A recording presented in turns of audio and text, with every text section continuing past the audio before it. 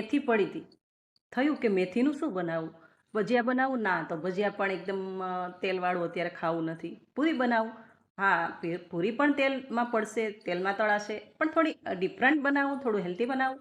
એટલા માટે આપણે ચણાની દાળની પૂરી બનાવી છે અને અહીંયા 250 ગ્રામ મેથી લીધી છે અને આ મેથીને બરાબર આપણે પાણી વડે ધોઈ નાખવાની છે એકદમ સરસ.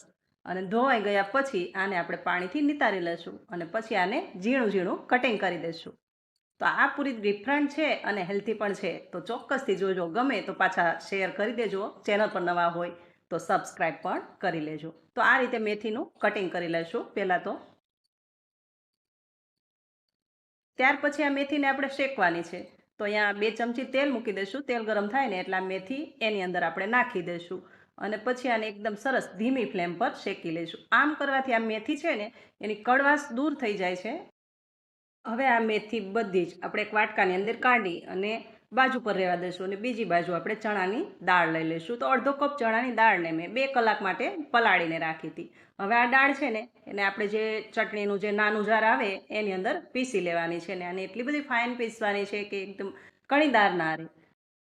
અને હા, આને જ્યારે પીસો ને ત્યારે પાણી પણ એડ કરવાનું છે અને એકદમ સ્મૂથ પેસ્ટ બનાવવાની છે ને આદુનો એક ટુકડો પણ એડ કર્યો છે. તમે જો ઈચ્છો ને તો મરચી પણ એડ કરી શકો. હવે આ રીતે આને એકદમ સરસ એકદમ સ્મૂથ આપણે પેસ્ટ બનાવી લેવાની છે. તો મેથી અને ચણાની દાળ બંને તૈયાર છે. તો આ 2 સામગ્રી છે ને એ પૂરીમાં યુઝ થવાની છે. ચણાની દાળની આપણે પૂરી બનાવવાની છે.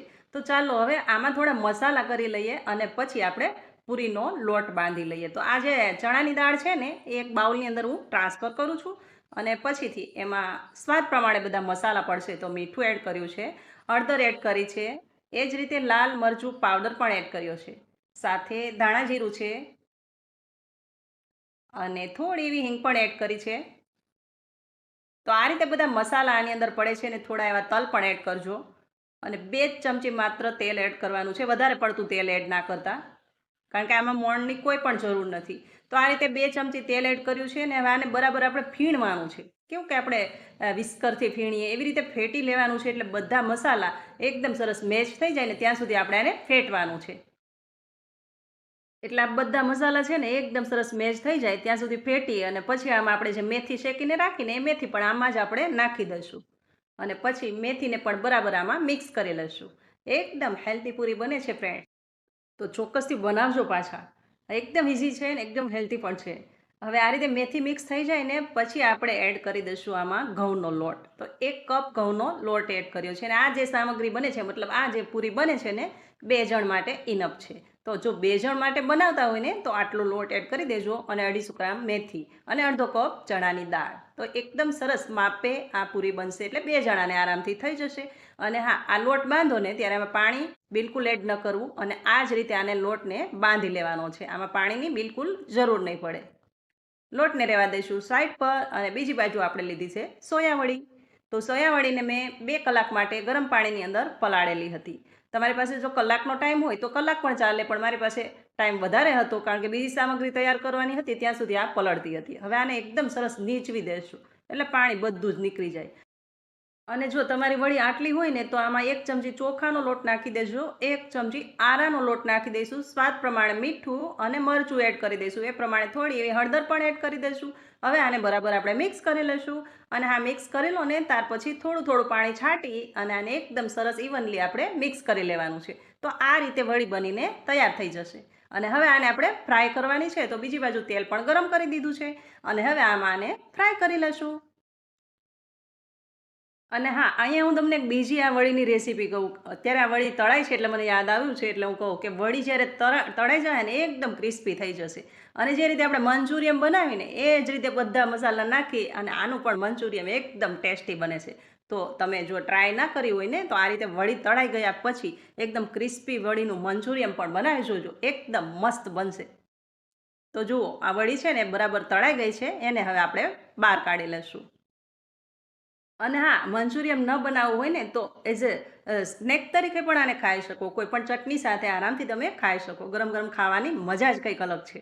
તો આ વળીને આપણે સાઈડ પર રહેવા દઈશું અને હવે લઈ લઈશું એક બટેટું. એક બટેટાની આપણે જેવી જેવી કેવી ફિંગર ચિપ્સ બનાવીએ એ જ રીતે આને મોટા મોટા થોડા કટ કરવાના છે. એકદમ પતલા નહીં, મતલબ પાતળા નહીં, થોડા જાડા. અને આ રીતે કટ કરવાના છે.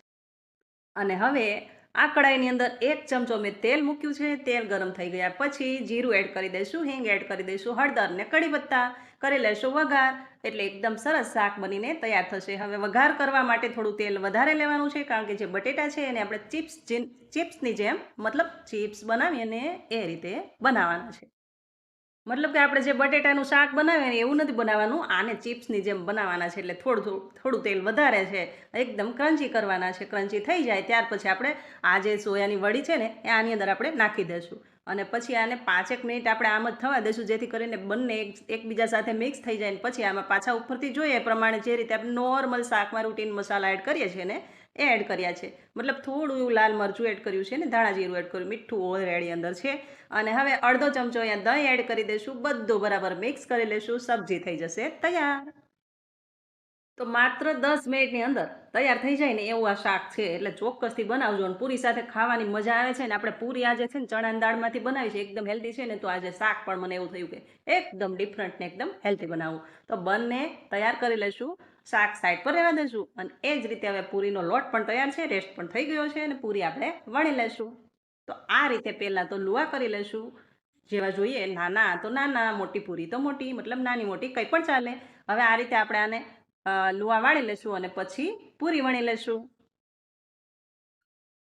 હવે જો મારા જેવું કોને કોને થાય છે ને મને ચોક્કસથી આ વિડીયોની અંદર કોમેન્ટ કરી અને જણાવજો. તો મને એવું થાય કે પૂરી આપણે વણીએ, સ્ટોક કરીએ અને ત્યાર પછી તળીએ, એના કરતાં ડાયરેક્ટ જ આમ વણાતી જાય ને તળાતી જાય એવું હોય તો મજા પડી જાય ને. એટલે મને એવું થાય. પણ 2 જણ હોય ને તો એ આસાન થઈ જાય કે 1 જણ પૂરી વણે ને 1 જણ તળે. પણ મને કેવું થાય, જ્યારે પણ પૂરી બનાવું ત્યારે મને આ પ્રોસેસ ન ગમે. એટલે કે પહેલાં તો મારે વણી લેવી પડે અને પછી મારે તળવી પડે. એટલે મારા જેવું કોઈને થતું હોય તો કોમેન્ટ કરી ચોક્કસથી જણાવજો. તો ચાલો પહેલાં આપણે બધી જ પૂરી વણી લઈશું અને ત્યાર પછી આને ફ્રાય કરી લઈશું. તો આ રીતે આને હવે ધીમી ગતિ પર આપણે તેલ મૂક્યું છે, તેલ બરાબર ગરમ થઈ ગયું છે. અને પછી આ પૂરીને અંદર એડ કરી દઈશું અને તળી લઈશું. અને હા, મારો અનુભવ કહું કે આ પૂરી છે ને જ્યારે બનતી હતી ને, મતલબ મેથી જ્યારે શેકાતી હતી ને ત્યારથી જ એટલી બધી ઘરમાં આમ સ્મેલ આવતી હતી ને એમ થાય કે આ કંઈક અલગ બને છે, કંઈક નવું બને છે. એમ ફટાફટ એમ કે ખાઈ લઈએ એવું મન થતું હતું. એટલા માટે એકદમ મસ્ત પૂરી બને છે ફ્રેન્ડ. ચોક્કસથી બનાવજો અને મેથી ચોક્કસથી નાખજો. ને હા, જો ચણાની દાળ ના હોય ને તો એવું નથી હો તમારે કે ચણાની દાળ જ નાખવાની, મગની દાળનો પણ તમે ઉપયોગ કરી શકો ને એકદમ હેલ્ધી પૂરી બનાવી શકો. તો ચાલો આપણે સર્વ કરી લઈએ. અને હા, સાથે હતો મઠો, તો મજા જ પડી ગઈ. તો ચોક્કસથી તમે પણ બનાવો. ગમ્યું હોય તો શેર કરો. મારી ચેનલ પર નવા આવ્યા હોય ને તો ચોક્કસથી પાછા સબસ્ક્રાઈબ કરી લેજો. અને હા હા હા, ઊભા રહો, લાઈક તો કરી દેજો. તો વિડીયો ગમે ને તો લાઈક કરજો અને શેર પણ કરી દેજો, સાથે કોમેન્ટ કરજો. ફરી પાછા આપણે મળીશું આવી જ એક અવનવી રેસીપી સાથે ચોક્કસથી. ત્યાં સુધી આવજો. Take care. Thank you for watching.